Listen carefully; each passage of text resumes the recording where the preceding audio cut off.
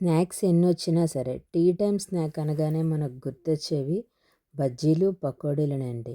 ఈరోజు మనం ఎగ్ బజ్జీ మిరపకాయ బజ్జీ చేసుకుందాం. మిరపకాయ బజ్జీ అంటుంటే ఇష్టపడని ఆంధ్రుడు అంటూ ఉంటారండి. ప్రాసెస్ స్టార్ట్ చేసేద్దాం. ఇప్పుడు ఒక బౌల్లోని 2 కప్పుల శనగపిండి, అరకప్పు వరిపిండి, కొద్దిగా పసుపు, ఉప్పు, గరం మసాలా, కారం, నలిపి పెట్టుకున్న వాము, కొద్దిగా ఆయిల్ వేసుకొని మొత్తం వీటన్నిటిని ఒకసారి కలుపుకుందామండి. తర్వాత తగినన్ని నీళ్లు వేస్తూ పిండి తేలిక పడేంత వరకు కలుపుకుందామండి. ఈ పిండి కలుపుకోవడంలోనే మన బజ్జీలు అనేవి పర్ఫెక్ట్గా వస్తాయి. చూడండి, దోసల పిండి కన్నా కాస్త మందంగా ఉండాలి.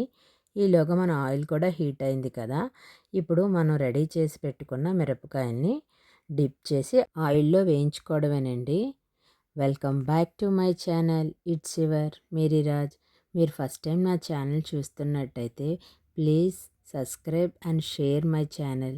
చూడండి, మన మిరపకాయ బజ్జీలు ఎంత బాగా వచ్చాయో. వీటిని నేను సింగిల్ కోటింగే ఇస్తున్నానండి. మిరపకాయ బజ్జీలు కొద్దిగా ఘాటుగా ఉంటేనే బాగుంటాయి కదా.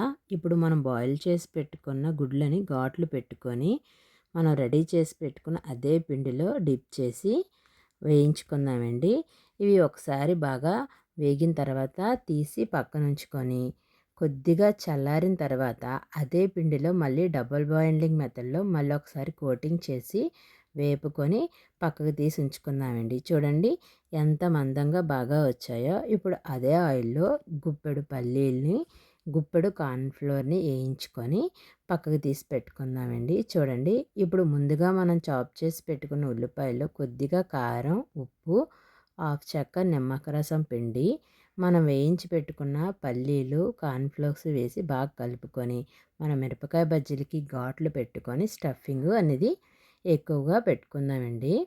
వీటికి స్టఫింగ్ ఉంటే మరింత టేస్ట్గా ఉంటుంది కదా. చూడండి, మన మిరపకాయ బజ్జీలు స్టఫ్డ్తో ఎంత బాగా వచ్చాయో. ఇప్పుడు మిగిలిన ఎగ్ బోండాల్ని కూడా ఫుల్ ఎగ్ వేసాం కదండి, దాన్ని మధ్యకి కట్ చేసుకొని ఇదే స్టఫ్ని పైన వేసుకొని కొద్దిగా పెరుగు, కెచప్తోని డెకరేట్ చేసుకోవడమే. మీకు మిరపకాయ బజ్జీలు అంటే ఇష్టమో, ఎగ్ బోండా అంటే ఇష్టమో కామెంట్ చేయండి. Thank you for watching.